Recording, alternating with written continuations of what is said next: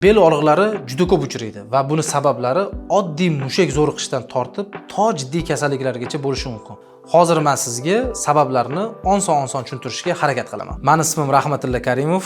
10 yildan beri kineziolog sifatida faoliyat yuritib kelaman. 10 yil ichida o'z faoliyatimni Yevropa shahrida, ya'ni Portugaliyaning Lissabon hamda Liriya shaharlarida o'z faoliyatimni, malakamni oshirib kelganman.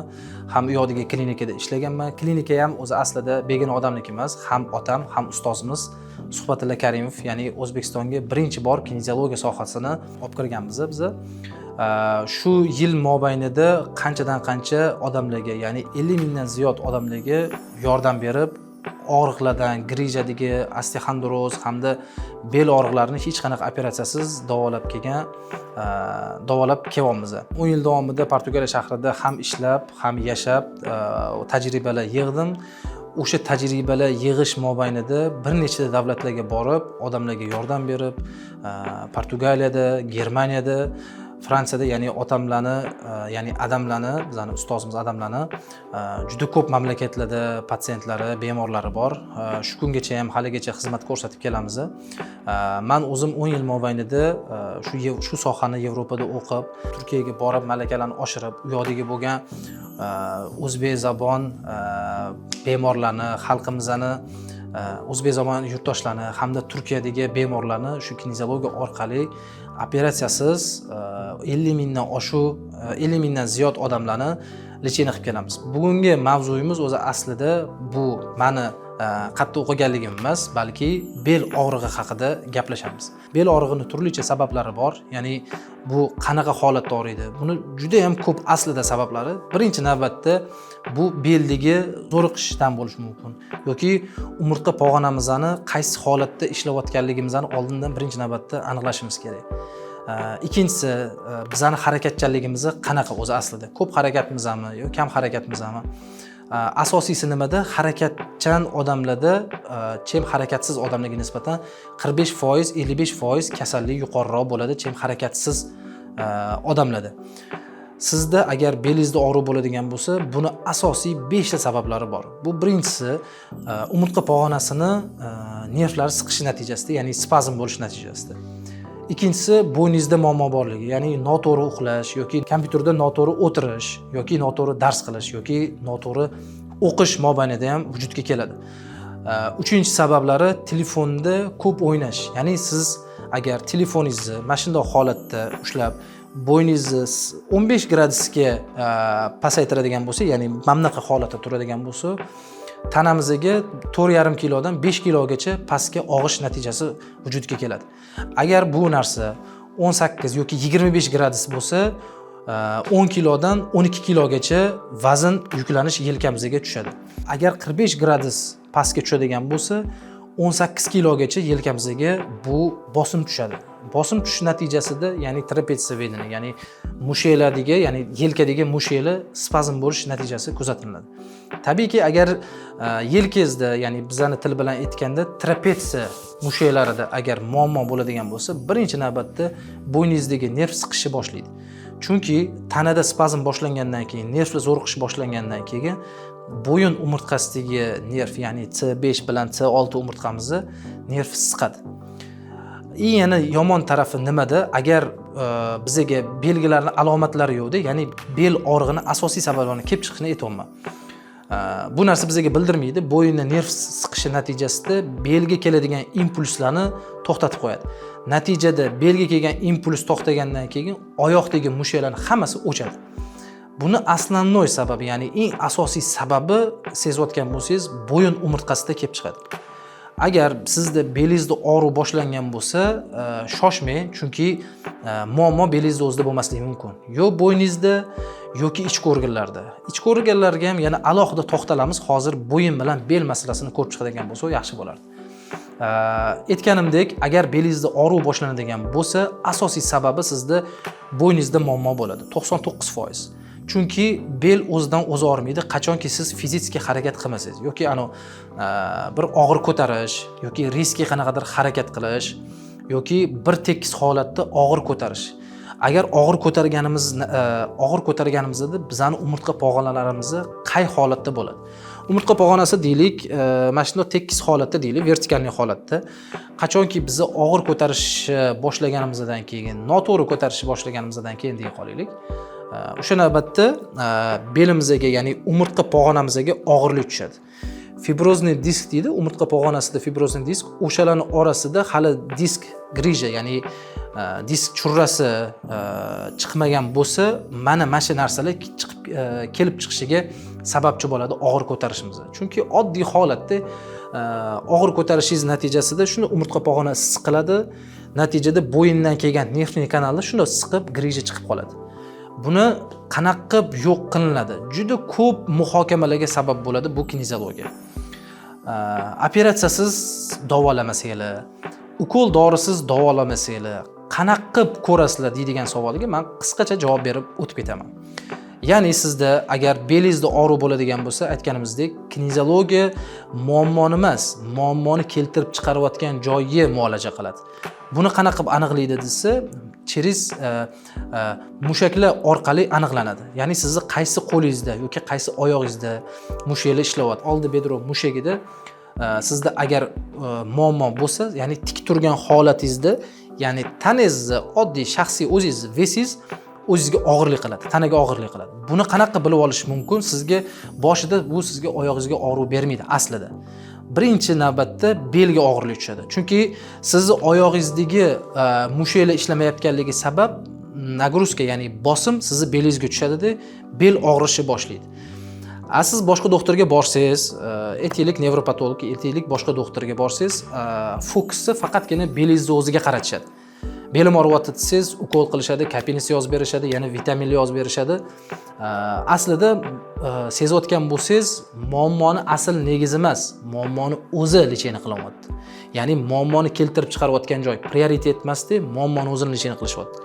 Buni farqi juda ham katta. Chunki agar siz muammoni o'zini lecheni qiladigan bo'lsangiz yoki muolaja qiladigan bo'lsangiz, aytaylik ukol, dori, qanaqadir obezbolyuvchi, ya'ni og'riq qoldiruvchi yokida gormonlarni olasiz yoki kapinitsa olasiz. Tabiiyki sizga bu narsa kuch beradi, energiya bag'ishlaydi. Shoshilmang, bu narsa 20 kundan to 10 kungacha o'zini effektini biladi. 20 kunga agar yetib borsa, demak bu yaxshi, agar sizga yaxshi ta'sir qilsa. Lekin aslida 20 kun emas, o'tgan bir hafta 10 kun ichida ham buning rezultati bilinadi. Sabab nimaga? Chunki tanangizdagi qon tomirlar orqali sizni og'riqlaringiz blok qilinadi. Natijada oshqozon bilan buyrakka, o'tfakka og'irlik tushadi. Chunki obezbolyuvchi, ya'ni og'riq qoldiruvchi bo'lgan ukollarning 90% oshqozon bilan o'tfakka zarar yetkazadi. Keyingi bo'ladigan etap, ya'ni muammo yechilmaydi. Muammoni qanaqa yechiladi desa, o'sha bel umurtqasidagi nerv siqib qolgan joyi qo'yib yuborish kerak. Ya'ni nerv siqish darajasidan o'zidan xolis bo'lish kerak. Buni qanaqa muolaja qilinadi desa, birinchi navbatda bo'yin umurtqasi bilan ko'riladi. Ya'ni o'tdagi mushak qay holatda ishlayapti. Bilingki, agar sizni bo'yningizda nerv siqib qolgan bo'lsa, kuchlar ham ikki xil bo'lib qoladi. Ya'ni o'ng qo'lingiz bilan chap qo'lingizda ikki xil holat vujudga keladi. Ikki xil holat vujudga kelsa, ya'ni bir xil bir o'ng qo'lingizda og'irroq narsani ko'tarsangiz, uncha bilinmaydi. Yoki chap qo'lingizda og'irroq narsani ko'tarsangiz bilinmaydi. Qaysidir qo'lingizda ko'tarib qolganingizda sal og'irlik his qilib yoki mana bu yelka tarafingizda og'riq paydo bo'ladi yoki orqa qismingizdan, ya'ni podlopatnichniy mышца deydi, ya'ni podlopatnichniy mushaklar orqali o'sha joyda og'riq paydo bo'ladi.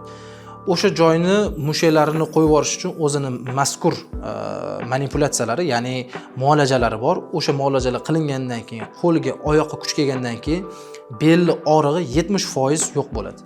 Ya'ni tasavvur qiling, sizni belingizdagi og'riqni qo'lni belga tegizmasdan turib belingizdagi og'riq yo'q bo'ladi. Mana shu narsa kinezologiya deyiladi. Ya'ni muammoni o'zini emasda, muammoni asl negizini muolaja qilsa, bu narsalar kelib chiqariladi. Xo'p, bunga bunaqa bo'lib qolmasligi uchun birinchi navbatda o'sha aytganimdek 5 narsaga e'tibor berishimiz kerak. Birinchi navbatda bu ko'p harakatli, ikkinchi navbatda og'ir ko'tarmaslik, ya'ni noto'g'ri holatda og'ir ko'tarmaslik. Uchinchi holatda bizni yotadigan joyimizni yoki o'ta yumshoq yoki o'ta qattiq bo'lgan holatda yotishimiz kerak emas, chunki bu ham mushaklarni zo'riqishiga olib kelinadi. To'rtinchi holatda yeyotgan ovqatlarimizni kontrol qilishimiz kerak. Ya'ni yegan narsamizni qanchalik bizga og'irlik qiladi. Men bularni hozir qisqacha hammasiga izoh berib tushuntirib o'tib ketaman. Xo'p, beshinchisi hammasidan muhim jihatidan bittasi bu shu asab, stresslarni kontrol qilish. Chunki siz tanangizda stress kontrol qilmas ekansiz, tanada stress bo'ladigan yoki asab buziladigan darajada asab buziladigan holatda siz постоянно yuradigan bo'lsangiz, ya'ni doimiy yuradigan bo'lsangiz, bu narsa nervlarni siqilishiga, zo'riqishiga olib keladi. Ya'ni bizni bilmaydigan terimizning ostida, qon tomirlarining ostida kapillar nerv tomirlar bor. Biza qachonki asabiylashgan paytimizda o'sha nerv tomirlarni siqishi natijasida tasavvur qiling, nervlaringizga 2 tonnadan oshiq yuk tushadi. Natijada bizani xalqimizda o'zi bir gap bor. Ya'ni bilsangiz, asabiylashsang, u asablaringni qayta tiklay olmaysan deyiladi. Bu umumiy hamma biladigan gap, lekin asl ilmiy nazardan olib qaraydigan bo'lsak, bu narsani asosiy sababi mana shu. Ya'ni siz asabiylashgan paytingizda qon tomirlarini, nerv tomirlarini 2 tonna mushak shunda siqib tashlaydi. Siqishi natijasida sizda keyin bel og'rig'i, bosh og'rig'i yoki surunkali asab buzarlik yoki agressivlik paydo bo'ladi. Buni yo'q qilish uchun stressni kontrol qilishimiz kerak. Xo'p, bu 5-inchisi edi. To'g'ri ovqatlanish qanchalik muhimligini men sizga qisqacha tushuntirib beraman. Tasavvur qiling, o'zi organizmingizda og'riqlar bor, mushaklar normal holatda ishlamayapti. Siz kechasi ovqat yeb yotasiz, ertalab turasiz, yana og'ir bo'lib turasiz. Lekin hech odamning xayoliga kelmaydiki, belim og'rig'i yeyotgan narsamdan bo'lmasa kerak. Bu narsalar unaqa sabab bo'lmasa kerak dedi. Yo'q, juda qattiq adashadi u odam. Chunki sizda agar og'riq bo'lmagan taqdirda ham kechqurun ovqatlanib yotadigan bo'lsangiz, bu oshqozon bilan jigarga juda kuchli nagruzka tushadi, ya'ni bosim tushadi. Siz kechasi bilan uxlaganingizda miyam damovyapti yoki men o'zim uxlamayman deb o'ylaysiz. Aslida unaqa emas. Kechasi bilan organizmingiz u narsani hazm qilib ishlab yotadi. Natijada bu miyaga bosim tushishini, ya'ni charchashiga olib keladi. Kechqurun to'yib ovqatlanib, ertalab uyg'onganingizda og'ir bo'lib turasiz. Buni asosiy sabablardan bittasi xuddi siz tanangiz dam olganu, lekin ichki organlar, ichki a'zolarni hammasi kechasi bilan ishlab chiqqan bo'ladi. Siz umuman dam olgan hissini his qilmaysiz. Sabab nimaga? Chunki kechasi bilan organizmingiz ishlab chiqqandan keyin siz o'zingizda og'irlik his qilasiz, agressivlik paydo bo'ladi. Natijada bu o'sha og'riqlar shu narsadan bo'lishi mumkin. Bu baribir hammasi faktorlar. Baribir sog'lig'ingizga e'tibor berishingizni har doim talab qilib qolamiz. Ya'ni sog'lig'ingizga e'tibor berishingizni iltimos qilib qolamiz. Keyingisi bu noto'g'ri uxlash. Noto'g'ri uxlaganimizda bizani organizmimizni har doim o'ylaymizki, mana yosh kattalar bizani ko'proq kuzatadi, yosh kattalar ko'proq ko'rishadi bizani. Yosh o'tgandan keyin odam bitta yostiqqa ko'nikmay qoladi. Ya'ni bosh yostig'ingizni bittadan to 2 tagacha yoki 3 tagacha yotadigan odamlar bor. Aslida qanaqa yotish kerak? Mana hozirgi kunda rivojlanib ketdi, ortopedический yostiqlar, boshqa. Aslida qaysi biri yaxshi? Nima endi oddiy yostiqdan voz kechib ortopedический yostiqda yotishimiz kerakmi degan savol tug'iladi. Yo'q. Ortopedический yostiq olishingiz shart emas, lekin olsangiz, misol uchun, o'zingiz uchun foyda. To'g'ri yotsa, ya'ni to'g'ri yotishga amal qilsa, muammolar kamroq kelib chiqadi. Sababi nimada? Tasavvur qiling, biz yotganimizda mana shunday bir tekis holatda, men hozir yotgan holatda deb tasavvur qilib ko'ring. Yotgan holatda. Natijada mana men 2 ta yostiq qo'yganimda, men yon tarafdan deylik, mana yon tarafdan qanday ko'rinadi? Men misol uchun hozir yotgan holatimda deylik, men 2 ta yostiq qo'yganimda bo'ynim kamida 35 gradusga oldiga siljiydi. 35 gradus. Mana shunday holat bo'lyapti. Mana e'tibor bering. Shunday holat. Oddiy yotish qatda-yu 2 ta yostiqda yotish qanday? Mana shunday holat vujudga keladi. Natijada umurtqa pog'onasida bizani til bilan aytganda bu боковое смещение deydi. Ya'ni bo'yin umurtqasini chapga yoki o'ngga siljib qolishi natijasida vujudga keladi. Millimetr shunda bo'yningiz sal siljib qolsa, shuni nervni siqadi, zadevat qiladi. Keyin yelkada, qo'lda yoki oyoqlarga og'riq berishi aslida shu narsadan boshlanadi. Bizni e'tibor bermaydigan jihatlarimizni sanab o'tib ketyapman. Qolgan og'ir ko'tarishlar, stresslarni ular bilasizlar baribir. Lekin men hozir e'tibor qaratmaydigan nuqtalar bu o'sha yotayotgan paytimizdagi holat. Tasavvur qilib ko'ring, mana hozir ko'rayotgan paytingizda sizni umurtqa pog'onangiz qanaqa holatda? bosimda emasmi? Organizmingiz Shvetsariya soati kabi to'g'ri ishlashi uchun siz nimalarga e'tibor berishingiz kerak? Hozir aytib o'tib ketgan narsalarimga e'tibor bersangiz, organizmingiz xuddi Shvetsariya soati kabi tiniq, bir tekis holatda ishlaydi. Bitta yostiqda hozir aytib o'tganimdek, nima qilish kerak, nechta yostiqda yotish kerak deydigan bo'lsa, shu narsani bitta yostiqqa ko'chirib, yelka kengligida, ya'ni men hozir yana qayta sizga tushuntirib o'tib ketaman. Yelka kengligida yotgan zarur. Yostiqni shuna boshimizga qo'yamiz. Mana shunday holatda, bir tekis holatda bo'ladi. Ha, yana aytib o'tib ketaman. Bitta yostiqda yotishni o'zi kifoya qiladi. Yostiqsiz yotish ham o'zi aslida zarar. U holatda ham men sizga tushuntirib beraman, nimaga zararligini. Ya'ni hozir aytganimdek, ikkita yostiqda yotganda mana bunday holat bo'ladi. Bitta yostiqda yotsangiz, mana shu yelka kengligida yotish kerak. Chunki umurtqa pog'onasi, bo'yin sohasi na u yoqqa, na bu yoqqa siljish kerak emas. Agar siz yostiqsiz yotadigan bo'lsangiz, yotadigan joyingiz bir tekis bo'lgan taqdirda ham sizni bo'yningiz bir tekis holatda turmaydi. Sabab nimaga? Sabab yotdim deylik, yostiqsiz yotganimda ortiqcha vaznli odamlarda shundoq ham u noto'g'ri yotish bo'ladi. Sizni vazningiz hattoki to'g'ri bo'lgan taqdirda ham yotgan paytingizda bo'yin hech bo'lmaganda 20 gradusga pastga egiladi. Natijada bu yoq bo'yindagi, ya'ni C5 bilan C6 umurtqa pog'onamizda siljish paydo bo'ladi.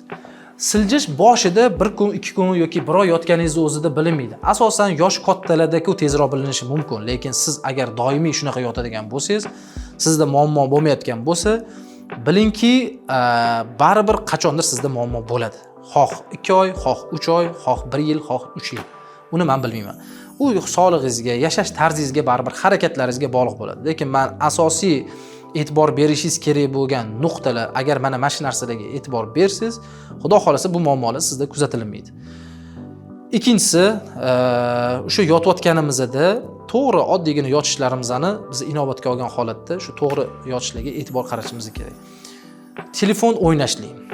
Oddiygina telefon o'ynashlik sabab. Hozir men sizga aytayotgan gaplar yoqmasligi mumkin aslida, lekin yoqmasa ham bu ilmiy fakt. Nimaga? Chunki telefonni oddiygina mana bu telefonni o'ynab, tekis o'ynab o'tirsangiz, qancha o'yna olasiz, lekin mamna qilib turib boshingizni bu yoqqa qilib 45 gradusga egsangiz, umurtqa pog'onangizga 12 kilodan 18 kilogacha tortishish kuchi bo'ladi. Sabab nimaga? Agar siz 5 daqiqa, 10 daqiqa agar bu narsani qo'llansangiz, muammo katta emas. Lekin siz kuniga 1 soat, 2 soat, 3 soat yoki takrorlanib bir kunning ichida kamida 5-6 soat mana shunaqa holatda o'tiradigan bo'lsangiz, unda sizda yelkangizda juda ham jiddiy muammolar vujudga keladi. Muammo menda yo'q deb o'ylamang. Men qanaqadir boshqacharoq odamman, menga hech narsa qilmaydi degan narsa hech xayolingizga kelmasin. Agar sog'lig'ingizga e'tibor bermasangiz, bizni sog'lig'iga xuddi farzandni tarbiyasidagi tasavvur qilishimiz kerak aslida.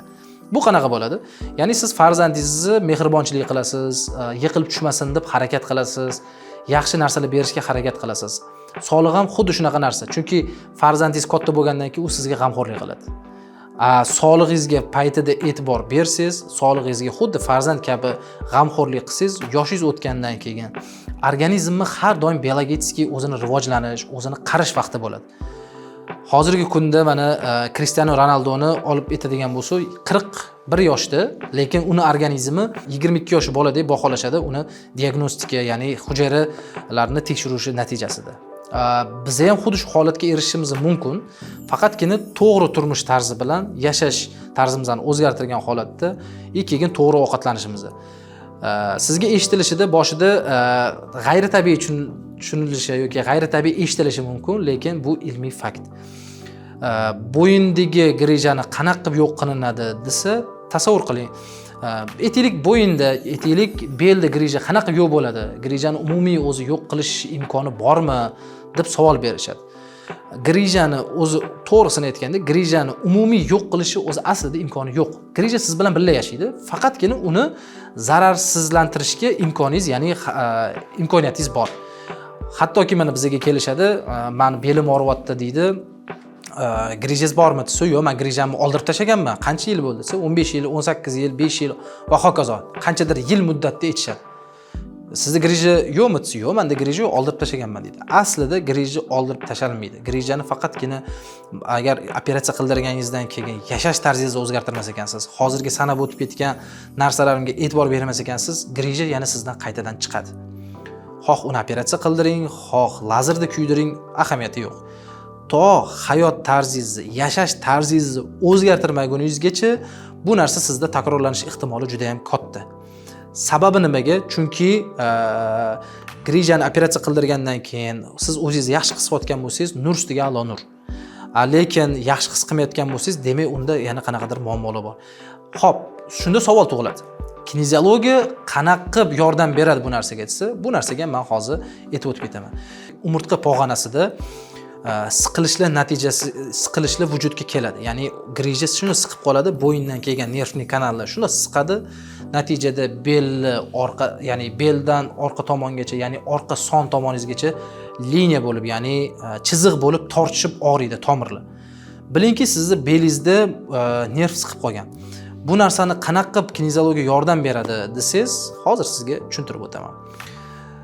Aytaylik, o'sha belingizda nerv siqib qoldi deylik. O'sha nerv siqib qolganligini qanaqa qilib yo'q qilinadi? Birinchi navbatda bo'yin bilan ishlanadi. Ikkinchisi oyoqdagi mushaklarni tekshirib ko'riladi. Qaysi holat ishlayapti, qaysi holat ishlamayapti.